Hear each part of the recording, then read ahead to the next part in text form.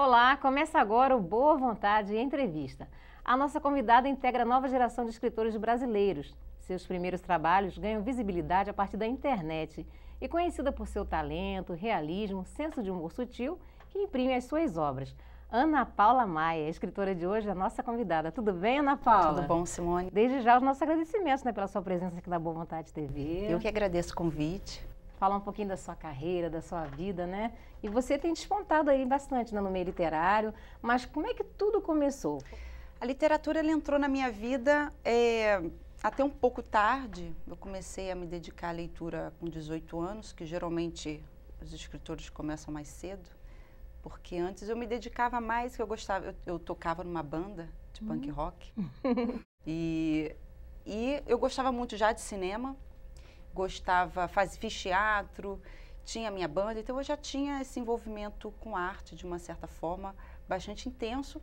Mas a literatura é algo muito específico, né? É algo que você faz de uma maneira muito isolada, é muito particular a literatura, né? É uma voz interior muito particular que você descobre nessa caminhada. E aos 18 anos eu comecei a ler bastante, foi quando eu fui para a faculdade. Eu fui fazer uma faculdade de ciências exatas, não era nem uma faculdade de ciências humanas, mas eu lia muito. E esse processo de leitura intensa não demorou muito, eu comecei a escrever.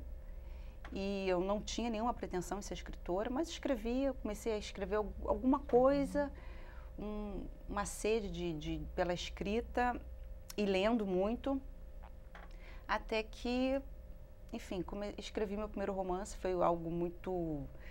Eu tinha 2 meses e meio para escrever, porque eu tinha as férias da minha faculdade, e eu só tinha 2 meses e meio. Eu falei, eu vou escrever um livro nesse período. Vai ser vai ser o meu hobby, eu não ia viajar para lugar nenhum. E eu escrevi. E foi meu primeiro romance, nasceu assim. E aí eu consegui publicá-lo. E aí eu vim publicando e fui publicando um livro após o outro. As coisas foram surgindo assim naturalmente. Foi surgindo naturalmente e a carreira foi caminhando, né? Você escreve um livro, primeiro você ainda não sabe se você vai prosseguir naquilo, se você vai parar, se vai ter uma aceitação ou não. Sim. E o livro foi caminhando, foi ganhando algum espaço. E o meu primeiro romance é muito diferente de todos os outros, né? É o livro que ficou um abismo entre esse livro e todos os outros 4. Mas, a partir dali, eu tive uma caminhada e eu não parei mais e me dediquei também, abdiquei de muita coisa. Né? Inclusive das ciências exatas. Aí terminei a faculdade, fui fazer ciências humanas, mas terminei, fiz 2. Sim. E realmente os números, apesar de eu gostar até de números, mas eu não... Acho que isso só me trouxe um certo pragmatismo que tem nos meus textos, né? Que tipos de livros você gostava de ler? Os poetas da sua preferência? Olha, eu nunca li muita poesia. Então eu gostava de Allan Poe, eu gostava de Dostoiévski, que foi o primeiro escritor com quem eu ri, mas é um escritor que tem um humor negro muito grande. Então foi um escritor que inicialmente eu comecei a ler mais escritores estrangeiros do que os escritores brasileiros. Eu fui encontrando escritores brasileiros depois, na caminhada. Até por uma certa imposição da escola de ler autores brasileiros que não dialogam com a minha realidade, né? Então eu não gostava. Eu deixei de lado. Eruditos, né? Eu comecei realmente a ir lendo aquilo que eu gostava de ler. Eu fui me identificando e dali sim eu fui fazendo um percurso, comecei a descobrir escritores brasileiros que eu gostava, como Campos de Carvalho, que também tem um lado surreal, e isso foram escritores que eu fui me identificando. Alguns outros também, como Júlio Verne, são um escritor clássico narrativo, e eu gosto desse tipo de literatura, que é a literatura que eu faço, estruturalmente. Então foram escritores que eu fui cruzando e foi me alimentando, foi me enchendo muito, e também paralelo ao cinema, porque o cinema é uma influência muito importante na minha vida, na minha literatura. A sua estreia literária se deu a partir da criação de um roteiro de cinema ou não? A minha estreia literária foi assim, eu escrevi um roteiro para um curta-metragem na faculdade, e esse roteiro chegou a ser filmado. O romance Santa Maria do Circo? Não, né? Esse aí é outra história. Esse foi um roteirinho de faculdade, e dali eu escrevi uma peça de teatro, e dali que eu escrevi meu primeiro romance. Isso foi em 2003, né? Isso entre 2001 e 2003.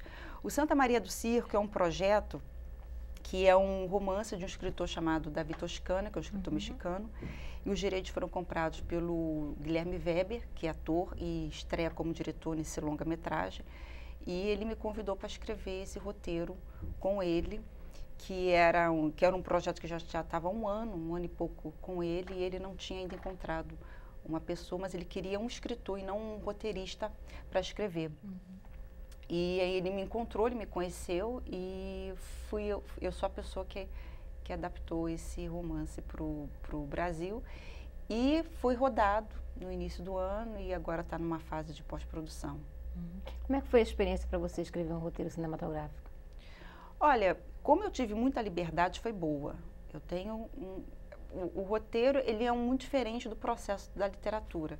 Como eu estou acostumada a trabalhar sozinha, eu tenho total liberdade sobre aquilo que eu crio.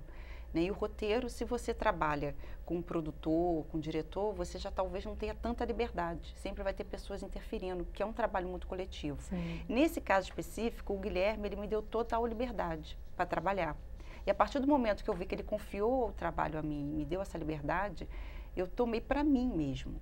E isso, a partir do momento que eu tomei esse projeto para mim, eu passei a tratar como meu, e isso me deu uma liberdade, e eu depositei todo o meu esforço e tudo que eu podia nesse projeto. E eu acho que por isso ele fluiu muito rápido, e ele foi um projeto muito bonito.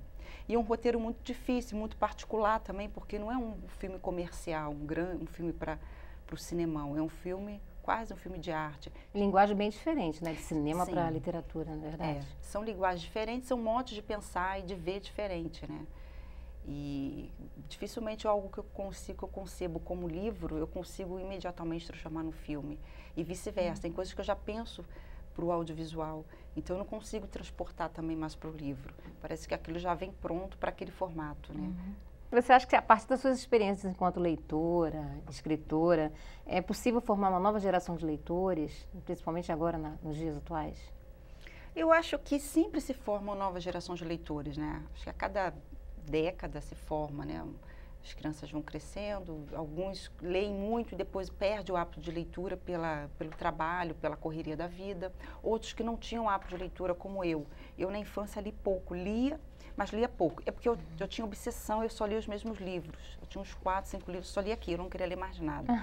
Então, é uma certa obsessão que eu tinha em alguns livros. Mas eu li na infância, perdi essa leitura na adolescência e retomei depois, a partir dos 18 anos. Então, acho que a formação da leitura, ela é um processo. Tem pessoas que podem descobrir a leitura aos 50 anos e não conseguir mais parar de ler. Escrever também a partir dos 40, 50, também 60, a partir né? também dessa idade, né? Então, assim, a leitura, acho que essa formação de uma geração de leitores não quer dizer que vai ser de pequeno. Às vezes, uma criança tem um hábito de ler, ela perde isso por algum motivo. Ela vai retomar na frente, às vezes ela não vai retomar nunca mais. E às vezes uma pessoa que não tinha um hábito de leitura vai se transformar num leitor a partir dele lá, virou aposentado e de repente descobre nos livros algo interessante e começa a ler e vira rato de biblioteca. Então eu acho que geração de leitores, eu acho que está sempre se formando, né? Cada um também tem seu tempo, né? Tem o seu tempo também de leitor. Tá certo. Ana Paula, a gente vai só para um rápido intervalo, ok? Tá ok. No próximo bloco do Boa Vontade Entrevista, continuamos a nossa conversa com a autora da trilogia A Saga dos Brutos, a escritora Ana Paula Maia. Voltamos já pela Boa Vontade TV.